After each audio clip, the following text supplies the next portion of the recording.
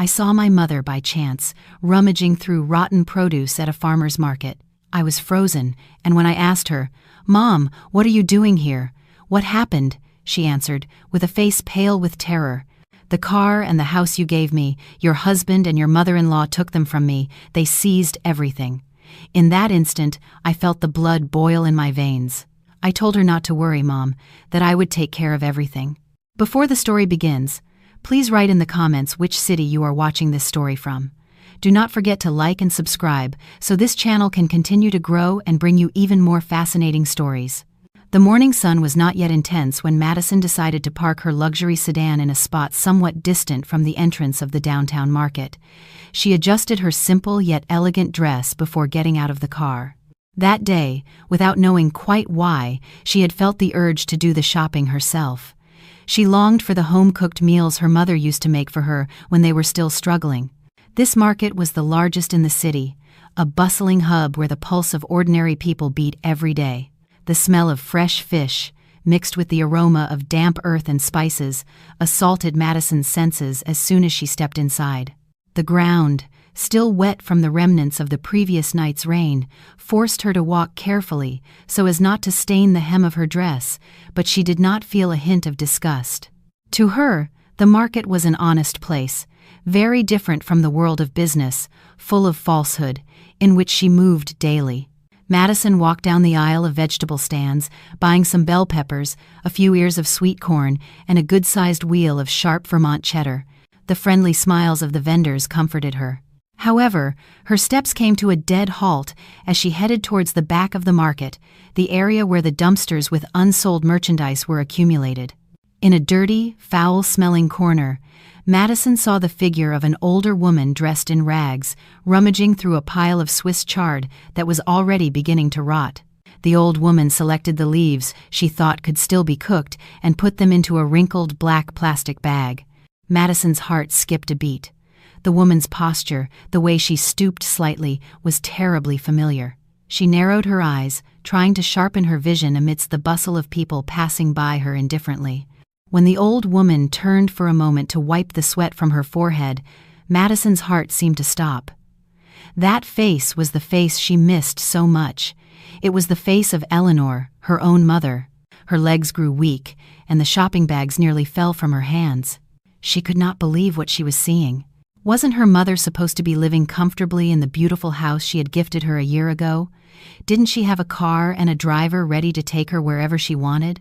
Why was she now in the garbage area of a market, collecting rotten vegetables like a homeless woman with no family? Tears began to well up in her eyes, but she held them back with all her might. Surprise gave way to a sharp pain that pierced her chest. She ran towards the old woman, no longer caring about the mud soiling her shoes. When she was beside her, she called her name in a trembling voice. Eleanor turned, her nearsighted eyes trying to focus on the young woman before her. When she recognized her daughter, her face turned white as a sheet. A dreadful fear was reflected in her gaze, as if she had been caught committing a crime, when in reality she was the victim. Madison hugged her tightly, not caring about the smell of garbage or her mother's dirty clothes. Eleanor's body felt frail and thin, barely skin and bones. Madison's sobs broke on her mother's shoulder. When she calmed down a bit, she released the hug and looked her mother squarely in the eyes. With her voice breaking with anger and sadness, she asked what had happened.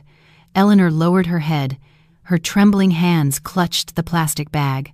In a whisper, her face pale with fear, she began to tell her that the house and the car Madison had given her were no longer hers.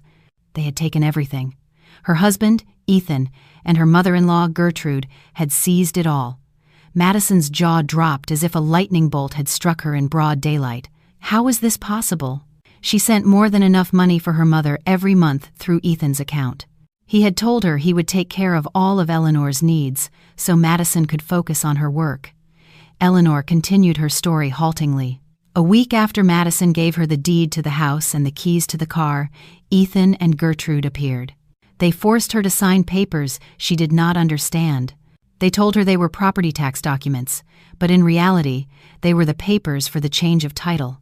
After the signing, Gertrude kicked her out of the house, saying they were going to use it for a family investment. Ethan took the car with the excuse that he needed it for his business. Eleanor did not dare to say anything to Madison because Gertrude had threatened her. "If you say a word, I will make Ethan divorce her and her life will be a living hell," she had said. For her daughter's happiness, Eleanor chose to remain silent and leave, living like a vagrant, renting a tiny room on the outskirts of town with the few dollars she had. Madison's blood boiled hearing this. She clenched her fists so tightly that her knuckles turned white. She felt foolish for having blindly trusted her husband. She felt like a bad daughter for having allowed her mother to suffer to protect the feelings of a husband and a mother-in-law who turned out to be wolves in sheep's clothing. She took the bag of rotten vegetables from her mother's hands and threw it far away. She told her firmly that from that moment on, her mother would never eat garbage again. She promised her she would fix everything. She swore to God that every tear her mother shed would be paid for dearly by those who had hurt her. As Madison comforted her mother, a luxury sedan drove slowly down the avenue in front of the market, stuck in traffic. Madison recognized the license plate. It was one of her company cars, the one Ethan often used. The windows were not too dark. In a gap in the traffic, she could clearly see who was inside. At the wheel was Ethan, her husband, who always claimed to be busy in business meetings. Beside him, a young woman with long hair, Sienna, was laughing hysterically. They looked incredibly happy. Ethan's hand was caressing Sienna's. That image burned away the last remnants of doubt in Madison's heart. Her husband was not only a thief but also a traitor. She quickly pulled her mother to hide behind a concrete pillar so Ethan would not see them. She did not want a confrontation there. She did not want Ethan to know she had found Eleanor. If he found out, they would surely concoct another twisted plan to cover their tracks. Madison had to play it smart. She was a successful businesswoman, accustomed to ruthless competition, and now she would use that skill to punish her husband and her mother-in-law. She took out her phone and dialed a number she trusted completely. She called David, her lawyer and business advisor. In a cold, serene voice, she asked him to prepare a safe place for her mother and to begin investigating all the assets Ethan had fraudulently transferred.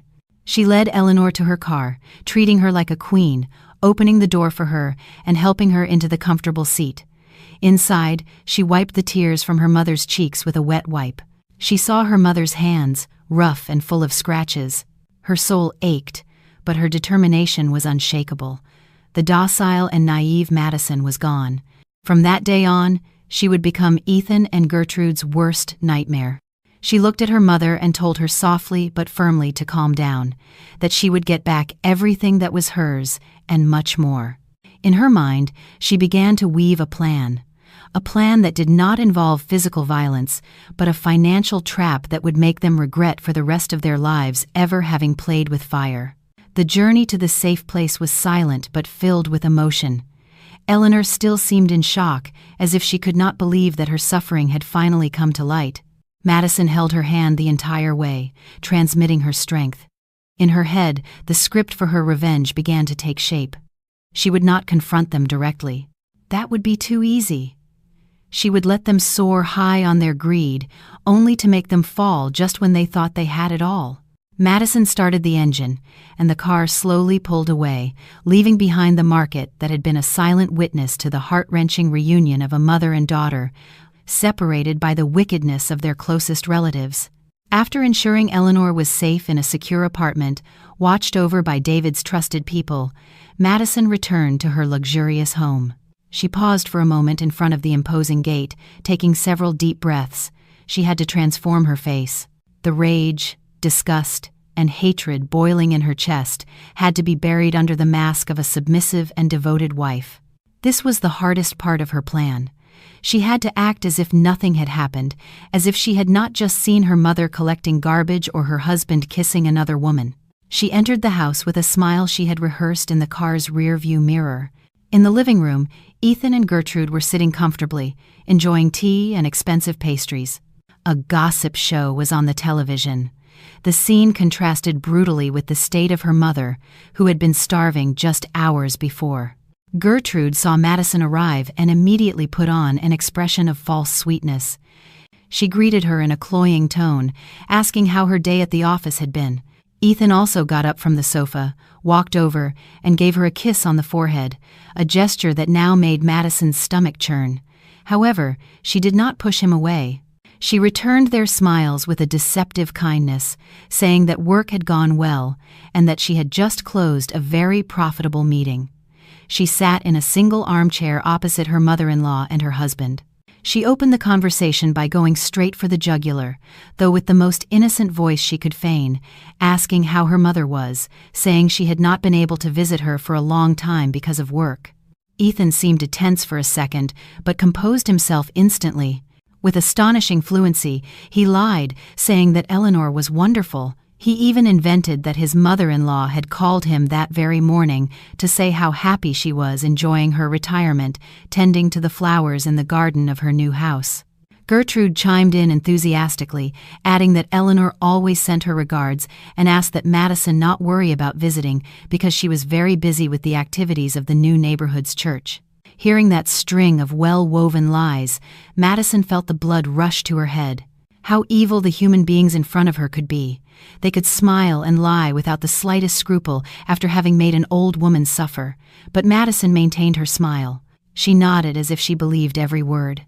Then, Ethan got to the point, the topic that truly interested him.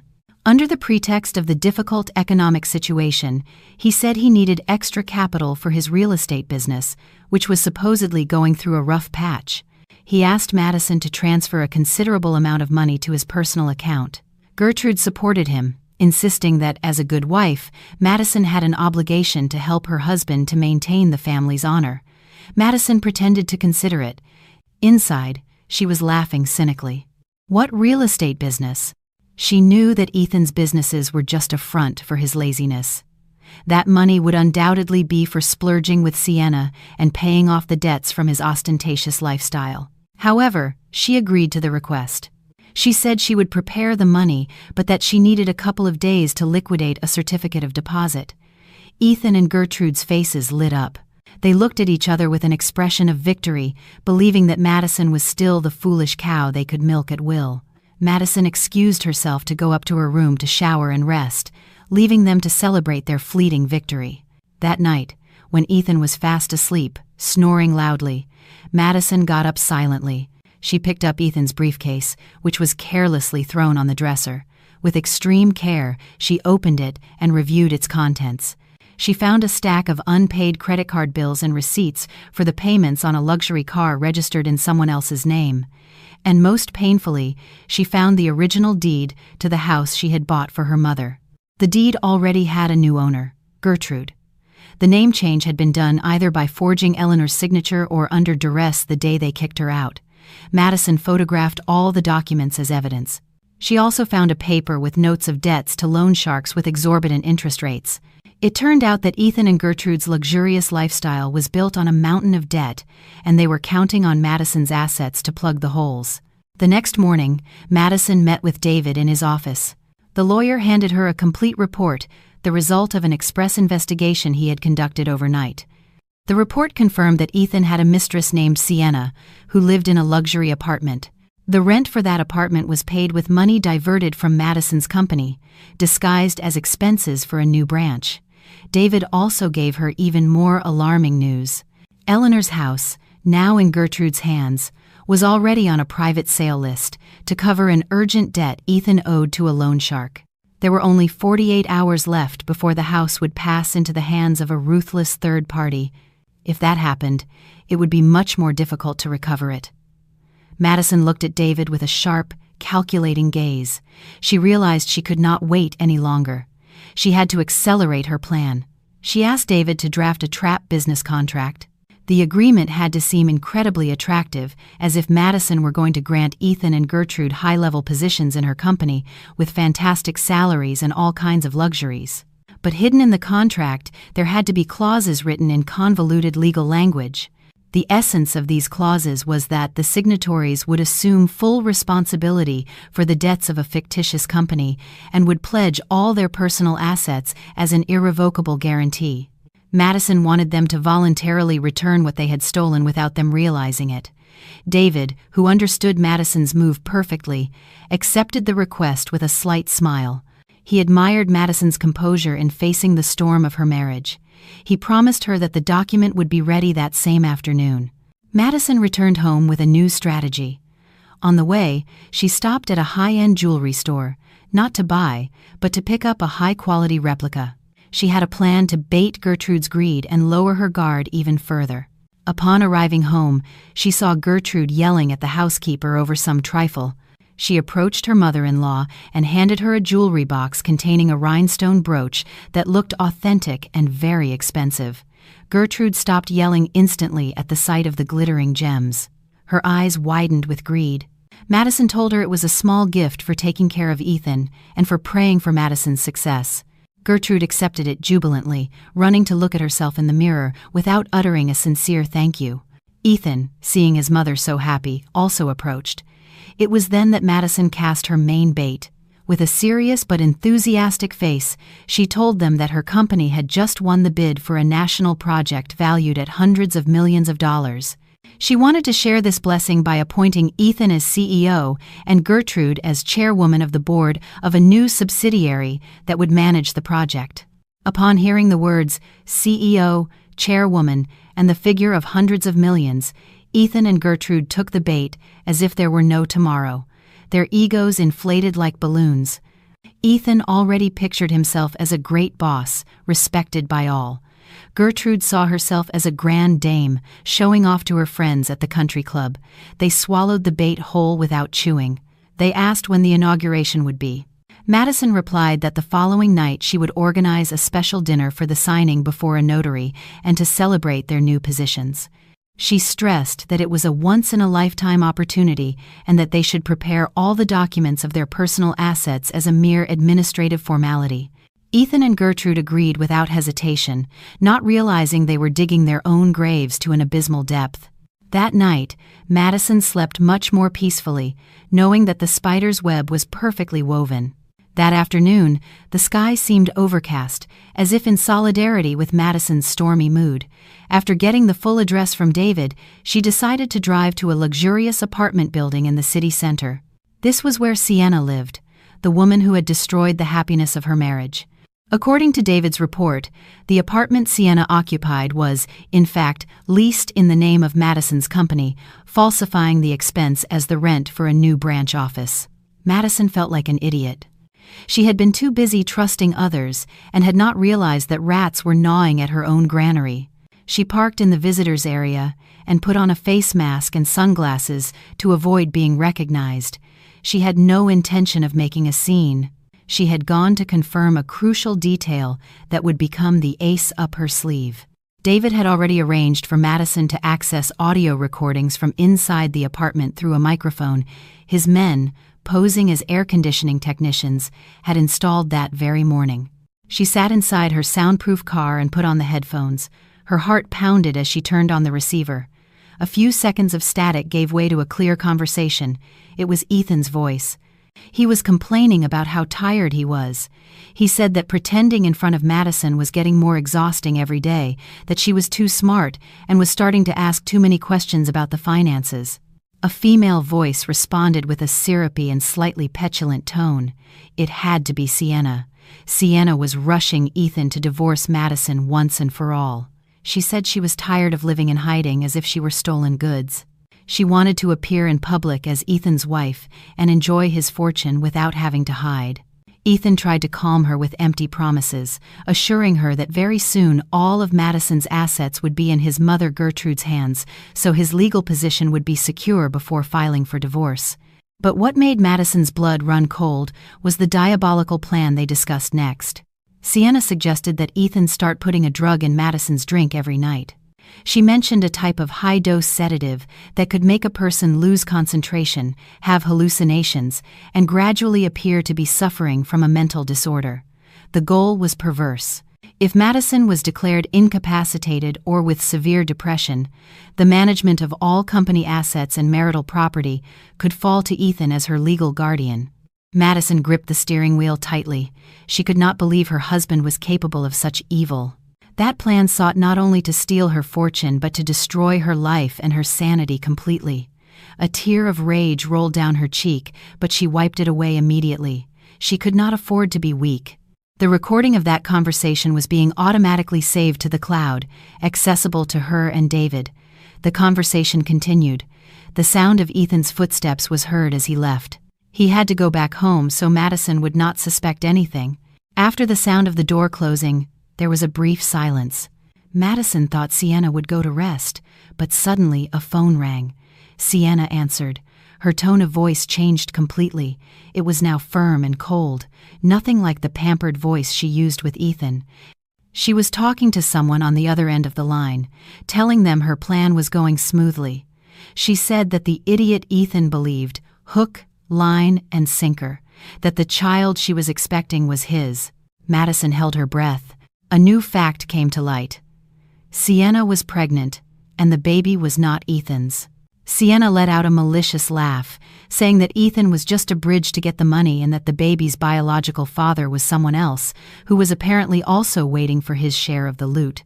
This information was a nuclear weapon for Madison.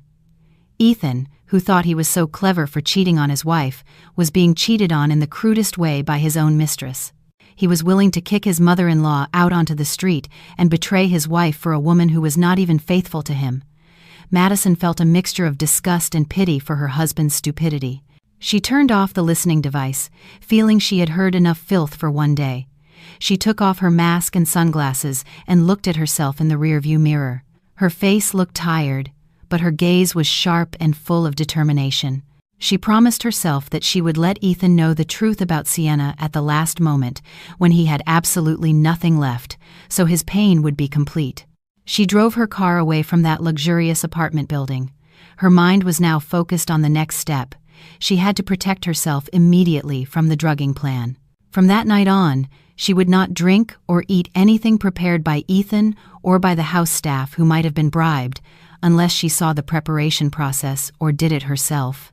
She would also replace all the drinks in her room with new ones she would buy and keep in a secret place. She called David to inform him that she had the recording with the criminal plan and the truth about Sienna's pregnancy. On the other end of the phone, David sounded furious but reminded Madison to stay calm and stick to the plan. The next act was about to begin, and it would be the most satisfying trap of all. When she got to the office, she did not start working immediately. She sat in her executive chair, contemplating the city through the large window. She remembered the face of her mother, Eleanor, terrified in the market. That pain became the fuel that made her stronger. She called her secretary and asked her to bring the files for the shell company that David's legal team had prepared. It was an instrumental company, an empty corporation created to appear solvent, but which actually had enormous, legally incurred liabilities, designed for specific business strategies. Madison was going to use that company as the tomb for Ethan and Gertrude's greed. She reviewed the documents page by page, making sure there was not a single loophole for them. Every signature they put on paper that night would be a nail in their bankrupt coffin. That evening, Madison returned home a little later than usual, deliberately making Ethan and Gertrude wait.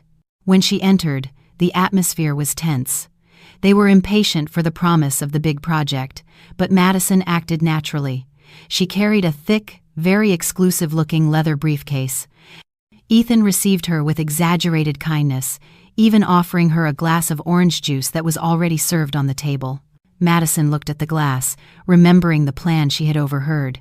She delicately refused it, claiming an upset stomach from drinking too much coffee at the office. She asked for a bottle of mineral water that was still sealed. Ethan's face showed a slight disappointment, but he could not insist. Madison smiled to herself. She had thwarted the first attempt to destroy her reputation. Now it was her turn to launch a mortal attack through the papers she held in her hand. The atmosphere in the dining room that night was designed to look formal but cozy. The crystal chandelier on the ceiling shone brightly, its light reflecting on the expensive porcelain dinnerware that was rarely used. Gertrude, sitting at the head of the table with her chin held high and wearing the imitation diamond brooch Madison had given her, already felt like a grand dame. Ethan, to her right, wore his best shirt, trying to affect the dignity of a young executive. Madison sat opposite them, serene and in control. She placed the thick leather briefcase in the center of the table, making it the focus of all eyes. The delicious food being served seemed of no interest to either Ethan or his mother. Their eyes were fixed on those documents. Madison began the conversation in a serious but convincing tone. She explained that the new company she was launching would be dedicated to exporting raw materials, with a value of hundreds of millions of dollars. She said that foreign investors demanded that the board of directors be composed of people with a solid personal net worth as a guarantee of integrity. She looked Ethan directly in the eye and told him she trusted no one more than her own husband to occupy the position of CEO. Ethan puffed out his chest, his ego perfectly massaged. Then Madison turned to Gertrude, telling her that a mother's wisdom was indispensable in the position of chairwoman of the board to oversee the proper running of the company. Gertrude smiled from ear to ear, revealing her dentures. She nodded, delighted with the false praise. Then, Madison pulled out 2 thick stacks of documents from the briefcase. The documents were dense, filled with very complex legal and financial terminology. Madison knew perfectly well that Ethan and Gertrude were the kind of people who were too lazy to read the details. They only cared about the final result and the prestige. She extended a gold pen she took from her jacket pocket. She briefly explained the sections they needed to sign, saying it was a formality for the transfer of powers and to register their names with the state as the legitimate owners of the new company. She also mentioned that there was an appendix with a list of assets they needed to attach, a standard administrative requirement, including the house Gertrude now occupied, the house stolen from Eleanor, and the luxury cars Ethan used.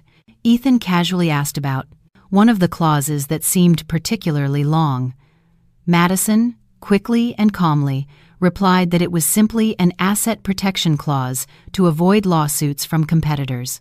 A response that actually made no sense, but to someone drunk on greed like Ethan, it sounded perfectly logical. David and his team had drafted the sentences of that contract with diabolical cunning. Behind the beneficial-sounding terms were hidden lethal clauses. These clauses stipulated that the signatories, in this case, the CEO and the chairwoman, agreed to assume the entire pre-existing debt of the company and guaranteed that debt with all their personal assets, without exception, in the event the company could not pay. And in fact, the shell company had already been configured by Madison's financial system to go into default within days. Without reading another word, Ethan grabbed the gold pen. His right hand quickly stamped his signature on the state seal. He signed page after page with enthusiasm, as if he were signing a certificate of wealth when in reality he was signing his own sentence of poverty. When Ethan finished, it was Gertrude's turn. The old woman did not even ask. She just wanted to know where the box for the chairwoman's signature was. With an air of self-importance, Gertrude drew her signature. The sound of the pen scratching against the paper in the silence of the night was like a symphony of victory to Madison's ears. Every stroke of ink was revenge for every tear Eleanor had shed at the market. Once all the documents were signed, Madison reviewed them. Her face remained impassive, hiding the satisfaction that was exploding in her chest. She closed the briefcase firmly, as if sealing the fate of her husband and mother-in-law inside. She said she would take the documents to the notary first thing in the morning to expedite the legal procedures so that the investment funds could be released as soon as possible. Ethan and Gertrude cheered with joy, even hugging each other to celebrate the bright future they imagined. Ethan was already thinking about buying a new sports car, while Gertrude planned to renovate the stolen house to make it even more luxurious and show off to her neighbors. Madison excused herself from the table, saying she had to prepare a presentation for investors the next day. Upon reaching her room, she locked the door. She leaned against the wood, letting out a long sigh. Her legs were trembling after the tension of the charade. She took her phone, photographed the signed documents, and sent them to David. A short message accompanied the photo. "The fish are in the net, pull." David responded instantly with a thumbs-up icon. Starting the next day, the legal mechanism would be automatically activated. The shell company would receive a demand for payment of its debts from creditors who were actually indirectly affiliated with Madison.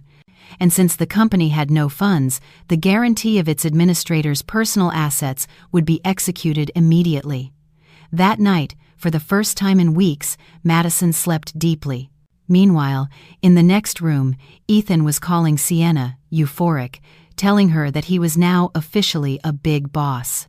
Sienna, on the other end, showered him with praise, although deep down, she only cared about when she could enjoy that money. Everyone fell asleep with their own dreams. Ethan and Gertrude dreamed of limitless wealth. Sienna dreamed of a life of luxury without strings attached, but Madison did not dream. Madison woke up with the certainty that justice was about to be served. They had little time left. Tomorrow would be the last day they would enjoy soft mattresses and air conditioning. The day after tomorrow, harsh reality would slap them in the face, waking them from their intoxicating dream of greed. The following night, the luxurious house turned into an ocean of people and falsehood. Gertrude had insisted on throwing a big party to celebrate the new positions.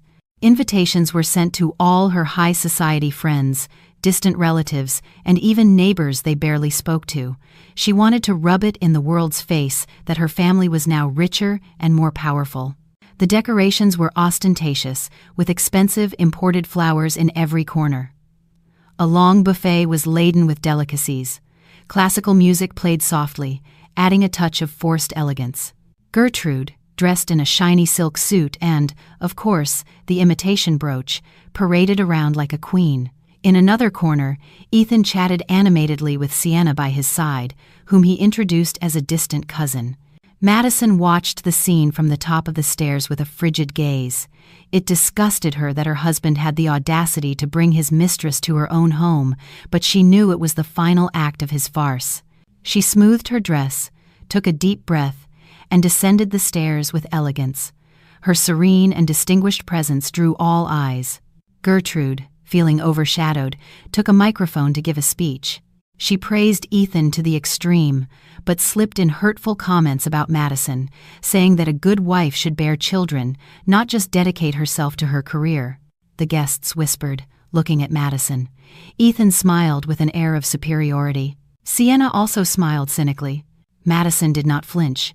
She walked forward and asked her mother-in-law for the microphone. She looked at the guests and then at Ethan and Gertrude. In a calm but penetrating voice, she thanked everyone for their presence. She said it was indeed a very special night, one that this family would never forget. And then she whispered, but with the microphone so close that everyone heard it, "Enjoy this expensive meal, because it might be the last luxury meal the hosts will ever serve." Before Ethan and Gertrude could process those words, the front door swung wide open. David entered with a firm step. Behind him were 4 burly men in court, officer uniforms and 2 police officers. The once boisterous party fell into a sepulchral silence. The music stopped. A livid Ethan confronted them, asking who had allowed them to enter. David calmly pulled out some documents. He announced in a clear voice that they were there to proceed with the seizure of the assets presented as collateral based on the breach of contract clause of the company run by Mr. Ethan and Mrs. Gertrude. Ethan let out an incredulous laugh, thinking it was a joke. He yelled that he had just signed the contract the day before and that the money had not even arrived yet. David smiled faintly and explained the legal reality. The document they signed was a transfer of liability for the debt of a company that was already technically bankrupt. With their signatures, they had personally assumed all the debt, and since the company was insolvent, the personal assets presented as collateral had to be seized at that very moment. Ethan's face turned to wax. Gertrude's jaw dropped in a hysterical scream, accusing David of being a con man. The officers began to move. One of them approached Gertrude and demanded that she remove all the jewelry she was wearing, as it was included in the inventory of assets to be seized. Gertrude resisted, but it was useless. She screamed for Madison to help, but Madison stood still, observing the scene with a blank expression. Sienna, seeing the disaster, tried to slip out the back door, but other officers were already guarding the exits. The terrified guests scattered, leaving the party of opulence instantly transformed into the scene of ruin. The officers began to place red stickers with the words, "asset sized" on the furniture, the television, the paintings. Ethan tried to resist, but was subdued by the validity of the court order. David informed them that they had 48 hours to vacate the house completely, but movable assets like jewelry and vehicles had to be surrendered that same night. The keys to the luxury cars Ethan displayed in the garage were taken from him. As their world crumbled, Madison approached the weeping Gertrude and whispered in her ear, reminding her how she had thrown Eleanor out without mercy. "Karma," she said, "never gets the address wrong.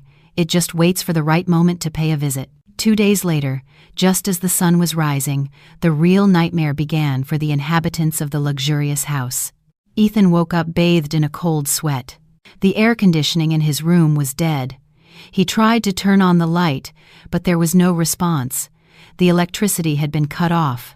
He staggered to the bathroom to wash his face, but only a hollow hiss came from the faucet. The water had been cut off too. The house was now an empty, lifeless shell. From downstairs came sharp, authoritative knocks on the door. These were not the knocks of a guest, but of an execution. Ethan woke up Sienna, who was sleeping beside him. She got up with a grumpy face, complaining about the heat and thirst. They went downstairs.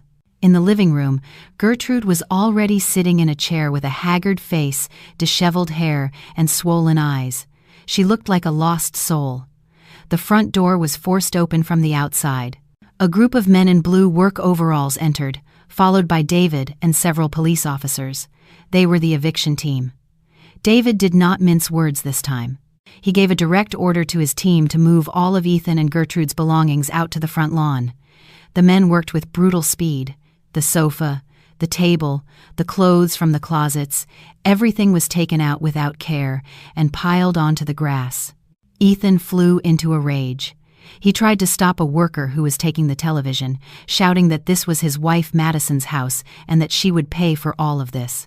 He started screaming Madison's name, his voice broken with desperation. Then Madison appeared from the kitchen. She was impeccably dressed in an elegant tan suit and carried a small suitcase. Her fresh, serene face contrasted with the chaos around her. Ethan ran to her, grabbed her arm, and begged her to pay off the company's debt with her savings. He was convinced that Madison still had plenty of money left. Madison pulled away from his grip with a sharp gesture. She looked him in the eyes with a coldness that made him cower. In a clear, strong voice, so that Gertrude and Sienna could hear, she said that she had no obligation to pay a single cent of their debts. She took a red folder from her bag and threw it at Ethan's chest. He caught it, trembling. When he opened it, his eyes widened. It was the divorce decree. The lawsuit Madison had filed had been processed in default, as Ethan had never appeared for the court summons, the notifications of which had been cleverly hidden by Madison's people among piles of bills. Legally, before God and man, they were no longer husband and wife since the judge had issued the ruling the previous afternoon. Ethan collapsed, falling to his knees on the floor. He was speechless. Madison continued her explanation in an icy tone. She reminded him of the prenuptial agreement he had signed at the beginning of their marriage, a document he signed without reading, blinded by love. It specified that each spouse's debts were their own personal responsibility, and since he and Gertrude had signed the shell company contract as personal guarantors, Madison's assets were shielded. Furthermore, the portion of marital assets that might have gone to Ethan had already vanished to pay the late fees and interest on the debt. Gertrude, upon hearing this, became hysterical. She crawled to Madison, begging for mercy. She told her she was an old woman, her mother-in-law, and that she deserved respect. Madison bent down, looking at the once arrogant woman. She reminded her of the words Gertrude had used to insult Eleanor, calling her a parasite and a freeloader. "Now," Madison said, "you are the parasite without a host." She motioned to David. He stepped forward and revealed the last and most devastating piece of information. He informed them that this luxurious house had actually been sold in a private bank auction a week ago because Ethan had not paid the property taxes for 2 years. And the buyer, the new and legitimate owner, was an investor of a certain age. Just then, a modest car pulled up in front of the open gate. The door opened, and Eleanor got out. Madison's mother, the one who was forced to rummage through garbage, appeared in clean clothes and with a radiant face. David pointed to Eleanor and said, "She is the new owner." Eleanor had repurchased the house using the secret savings she had accumulated over decades from the inheritance of some ancestral lands she had just sold at a very good price. The money she had always saved for Madison's future and that of her grandchildren. Ethan and Gertrude stared at her, speechless in disbelief. The woman they had humiliated and trampled now held the deed to the house that had been their sanctuary. Eleanor walked slowly across the lawn that was once hers. She looked at her former mother-in-law Gertrude with a mixture of pity and firmness. She did not say a single offensive word, only said quietly that she was going to cleanse the house of all negative energy. She asked the workers to make sure they removed every last one of Ethan and Gertrude's belongings. She did not want a single trace of their evil to remain in her daughter's future home. Sienna, realizing the situation was hopeless, discreetly grabbed her purse and tried to slip away. Madison saw her but let her go. She knew Sienna's fate would be no better, without money, pregnant by another man, and with nowhere to go. Finally, Ethan and Gertrude found themselves standing on the sidewalk in front of the imposing house. Their clothes were stuffed haphazardly into large black trash bags. They had no wallets. Their cards had been blocked. The sun beat down fiercely. Neighbors began to come out of their houses to watch the humiliating spectacle. The whispers were like daggers. Are those the arrogant new rich? Are they being kicked out? Ethan hung his head. The shame was unbearable. Madison came out through the gate and stood beside her mother. She looked at her ex-husband and ex-mother-in-law one last time. She no longer felt resentment, only relief. She slowly closed the tall iron gate. The metallic sound of the latch marked the end of their relationship forever. Ethan and Gertrude were now completely alone in a cruel world, feeling the same thing Eleanor had felt, but with one difference. They had no one who would help them. Ethan, Gertrude, and Sienna walked aimlessly after being kicked out. Their appearance was deplorable. The afternoon sun beat down on them. Hunger began to take its toll. They had not had a bite to eat in almost 24 hours. They did not have a single cent. Their phones had been confiscated. Finally, their steps led them to Madison's office building. The glass tower rose majestically. They tried to enter the lobby, but the security guard, who recognized Ethan, blocked their path. The orders were clear. They ended up sitting on the curb by the parking garage exit, waiting for Madison's compassion. A short time later, a sleek black sedan emerged from the garage. It was Madison's car. Ethan lunged at it. The car braked sharply. The rear window slowly rolled down. Inside was Madison, her face fresh and serene, and beside her, Eleanor, looking healthy and calm. The difference between those inside and those outside was an abyss. The trio surrounded the window. The smell of sweat and dirt from their bodies must have invaded the perfumed interior. Ethan began to beg with a broken voice. He asked for forgiveness. He said it had been a mistake, that he would change. Gertrude joined the pleas, crying her eyes out, saying she was a sick old woman. Sienna, normally so haughty, lowered her head, hoping Madison would toss them a few bills. Madison listened to them without blinking. When they finished, she smiled slightly. She said she had heard their complaints about being hungry. She picked up something from the car floor, a large, well-tied black plastic bag. Ethan and Gertrude's eyes shone, thinking it contained food or money. Madison handed the bag to Ethan. He took it with trembling hands. "Here is your food," Madison said in a low but firm voice. "A special menu, exactly the same one you forced my mother to eat for months." With his heart in his throat, Ethan untied the knot. Instantly, a nauseating stench escaped the bag, hitting them in the face. Inside, there was no money or sandwiches.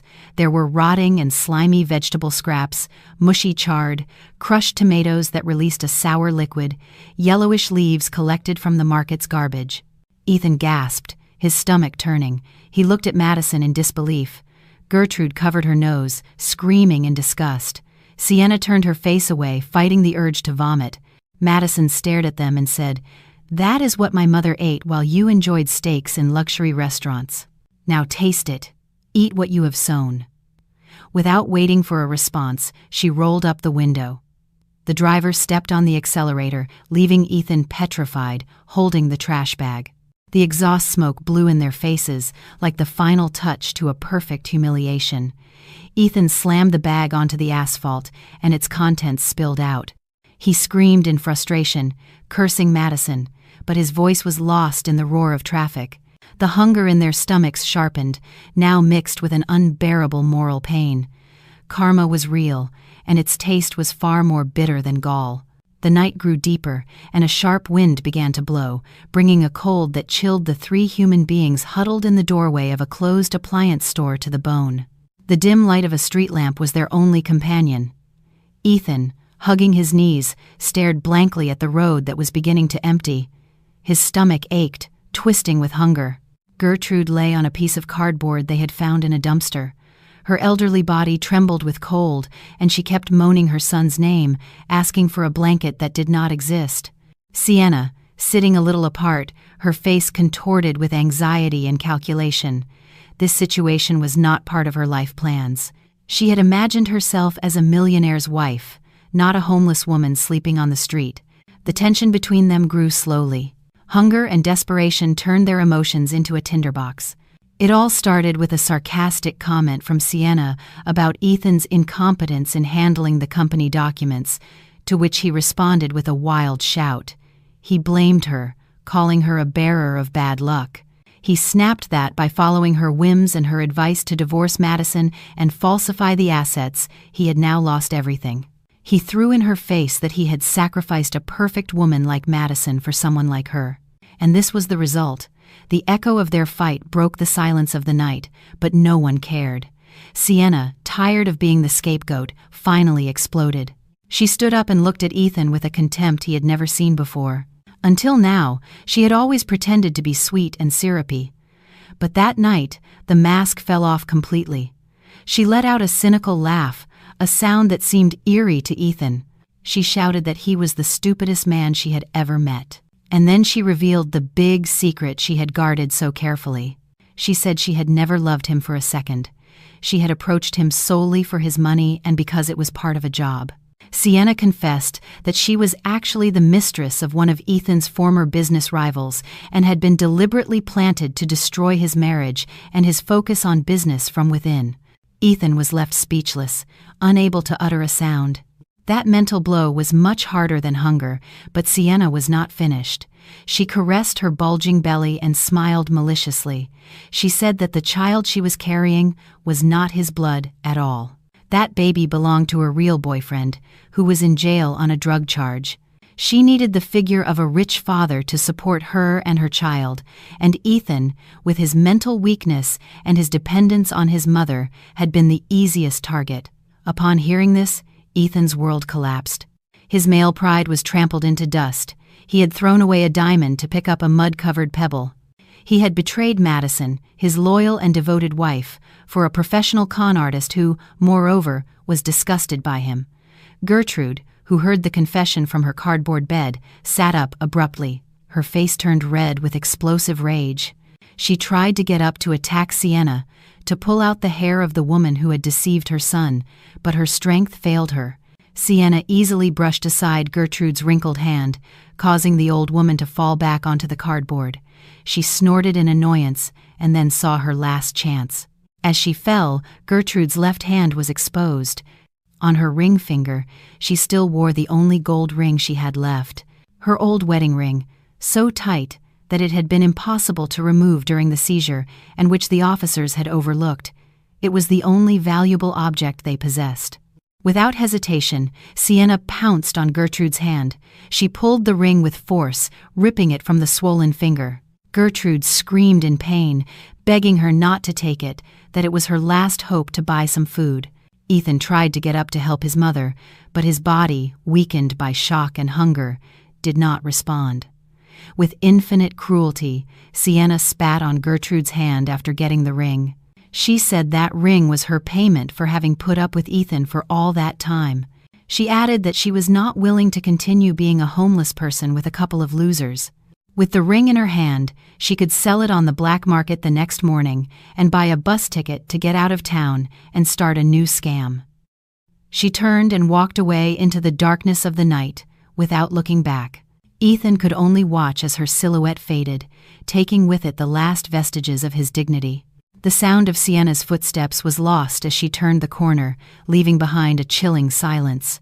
Ethan crawled to his mother. Gertrude was still sobbing, holding the finger that was bleeding from the pull. Suddenly, her breathing became ragged. Her eyes rolled back, her body convulsed, and then she became rigid. Her mouth twisted, and her words became an unintelligible mumble. Ethan panicked.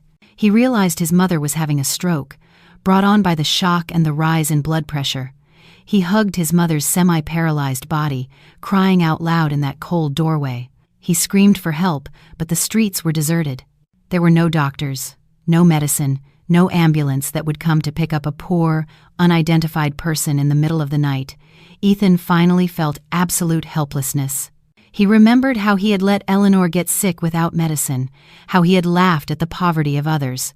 Now, under the pale moonlight, he hugged his mother, trying to keep her warm while cursing his stupidity and his unforgivable sins.